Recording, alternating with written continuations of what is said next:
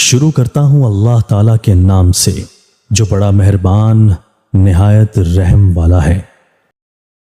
برہ بن عازب سے مروی ہے، انہوں نے کہا کہ آپ صلی اللہ علیہ وآلہ وسلم جنگ احزاب کے موقع پر، اور ایک روایت میں ہے کہ جنگ خندق کے موقع پر ہمارے ساتھ مٹی اٹھا رہے تھے۔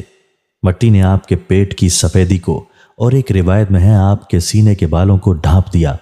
آپ گھنے بالوں والے شخص تھے، اور آپ عبداللہ بن رواحہ کے اشعار پڑھ رہے تھے، جو کہ یہ ہے: اللہ کی قسم اے اللہ، اگر تو نہ ہوتا تو ہم ہدایت نہ پاتے، نہ صدقہ کرتے، نہ نماز پڑھتے۔ ہم پر سکینت نازل فرما، اور اگر دشمن سے ہمارا سامنا ہو تو ہمارے قدم ثابت رکھ۔ ان بڑے سرداروں نے ہمارے خلاف انکار کیا، اور ایک روایت میں ہے ہمارے خلاف اعلان جنگ کیا۔ یہ جب ہمیں تکلیف پہنچانے کا ارادہ کرتے ہیں تو ہم دفاع کرتے ہیں، ان الفاظ پر اپنی آواز کو بلند کرتے۔ حضرت انس رضی اللہ تعالیٰ عنہ سے مروی ہے کہ رسول اللہ صلی اللہ علیہ وآلہ وسلم نے فرمایا: کیلولہ دوپہر کا آرام کیا کرو، کیونکہ شیاطین کیلولہ نہیں کرتے۔